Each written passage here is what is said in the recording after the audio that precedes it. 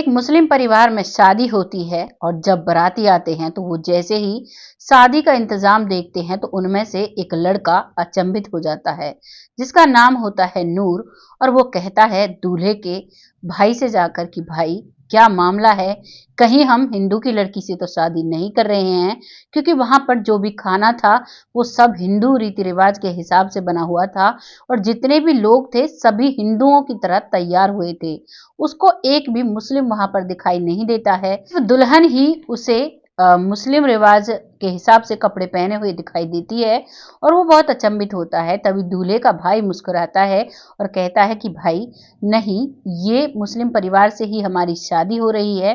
तभी वो लड़का कहता है नूर कि नहीं यार, कहीं हमें पिटवा मत देना, कहीं ऐसा ना हो कि हम हिंदुओं की लड़की से शादी कर लें और ये हमारे उसके खिलाफ हो।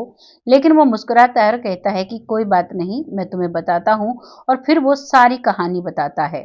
आइए जानते हैं क्या ये कहानी थी, कैसे एक लड़की की शादी में पूरा हिंदू परिवार होता है, पूरी कॉलोनी तैयार होती है, पूरा खाना हिंदू रीति रिवाज से बनता है एक मुस्लिम लड़की की शादी में।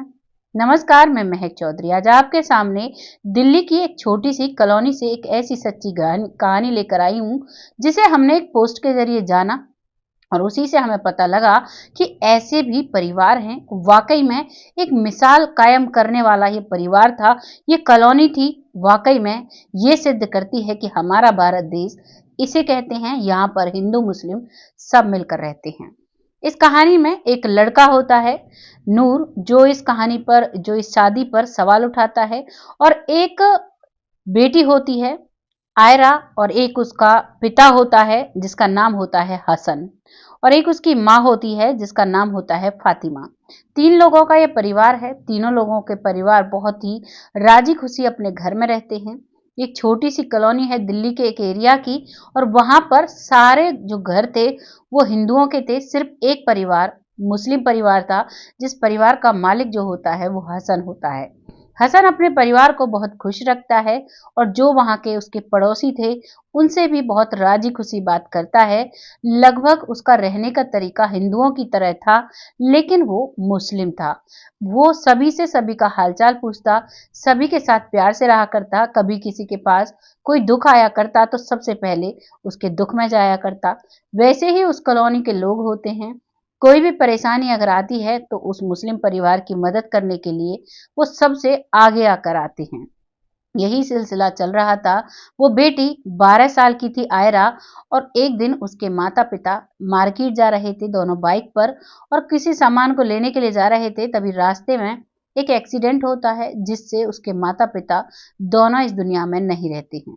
जैसे ही ये बात आयरा को पता चलती है, आयरा रोती है, बिलखती है, अपने माता पिता को याद करती है। लेकिन उससे पहले जैसे ही कॉलोनी वाले को पता लगता है कि उनका देहांत हो चुका है, वो एक्सीडेंट में मर चुके हैं, तो वो अब उस लड़की को सराहना देते हैं। उस लड़की से पूछते हैं कि बेटा, तुम्हारा अगर कोई रिश्तेदार हो तो तुम बता दो, हम उसे बुला लेते हैं और तुम्हारे माता पिता का अंतिम क्रिया जो करनी है, जिस रिवाज से करनी है उससे करानी है हमें।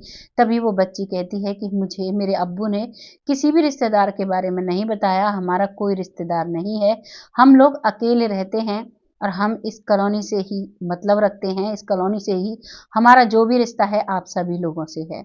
एक 12 साल की बच्ची जब ऐसा कहती है तो वो सबकी आंखों में आंसू आ जाते हैं, और वो पूरी कॉलोनी उन दोनों की बहुत अच्छे से उसी के रीति रिवाज से उसकी अंतिम क्रिया कराता है, पति पत्नी की।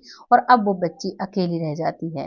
अब पूरी कॉलोनी के जो बड़े बड़े लोग थे वो सब बैठकर बातें करते हैं कि अब इस बच्ची को किसके पास छोड़ा जाए, क्योंकि इसका तो कोई रिश्तेदार भी नहीं है, किसके पास इस बच्ची को छोड़ा जाए। तभी सब मिलकर फैसला लेते हैं कि इस बच्ची को पूरी कॉलोनी मिलकर पालेगी, पूरी कॉलोनी की जिम्मेदारी है इस बच्ची का ध्यान रखने का। अब वो बच्ची अपने घर में रहती है, ज्यादातर वो कॉलोनी के लोगों के घर में रहती है, क्योंकि जिस दिन भी उसे अपने घर सोने का मन करता तो उसके साथ कॉलोनी में से कोई भी एक महिला उसके साथ सो जाया करती, क्योंकि बेटी अभी टीन एज में आने वाली थी और सभी का फर्ज बनता है और सभी उसे बहुत अच्छे से पालते हैं, उसकी हर ज़रूरत का ध्यान रखते हैं। वैसे ही उसे समय पर स्कूल भेजा जाता है और पूरी कॉलोनी में से नंबर वाइज उस बच्ची के लिए खाना और ऐसी सारी चीज़ों का ढेर लग जाया करता। उस लड़की पर इतना प्यार पूरी कॉलोनी करती है। एक मुस्लिम परिवार की लड़की जो कि अनाथ हो चुकी थी, उसे पूरी कॉलोनी माता पिता का प्यार देती है, बहन भाई का सभी बच्चे प्यार देते हैं और अब धीरे धीरे वो बच्ची बड़ी हो जाती है। जैसे ही वो बड़ी होती है तो उसका कॉलेज में एडमिशन कराया जाता है और कॉलेज में भी उसे एक एक कर कॉलोनी का हर व्यक्ति उसे टाइम पर कॉलेज छोड़कर आना, उसे लेकर आना, बहुत अच्छे से उस बच्ची की परवरिश होती है और उसकी ग्रेजुएशन कंप्लीट कराई जाती है। उसके बाद अब कॉलोनी वाले ही जो बड़े बड़े लोग थे वो सोचते हैं कि इसकी अब शादी कर देनी चाहिए, अब अपने घर को बसाएगी, बिटिया बड़ी हो चुकी है।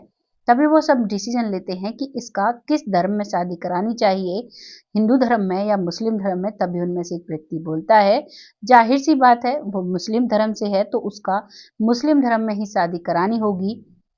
इस बात पर सभी कहते हैं कि आपने सही कहा।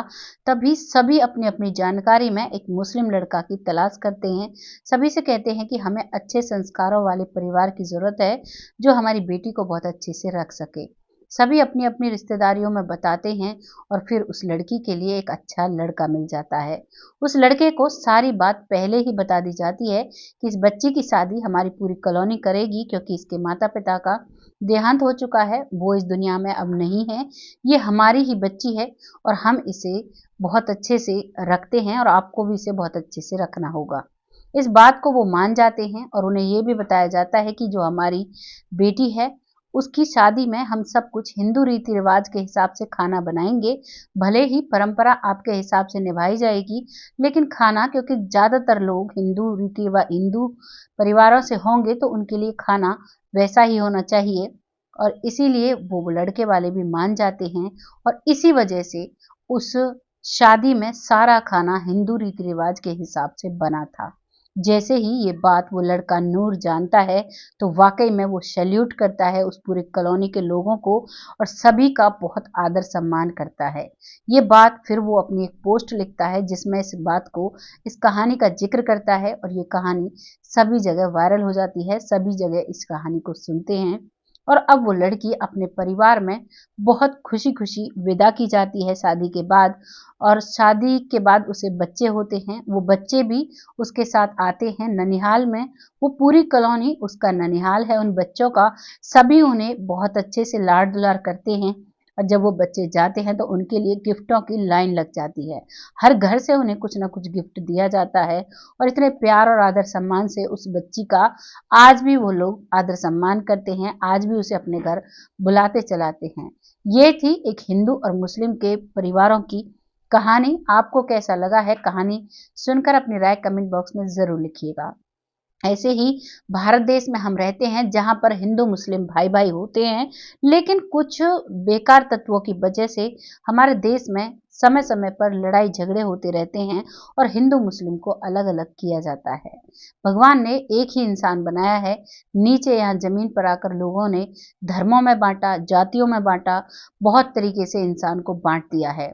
आपको जो भी लगा है अपनी राय लोगों के साथ शेयर करिएगा और अगर वीडियो अगर अच्छी लगी है तो अपना कमेंट जरूर लिखिएगा। आपके कमेंट से हमें बहुत मोटिवेशन मिलता है, ऐसी ही सच्ची और अच्छी घटनाएं हम आपके सामने ला सकें। इसके लिए टाइम टाइम पर हमारे चैनल को शेयर करते रहें और हमें अपना कमेंट लिखते रहें। बहुत जल्द फिर से आती हूँ ऐसी किसी सच्ची अच्छी घटना के साथ, तब तक खुश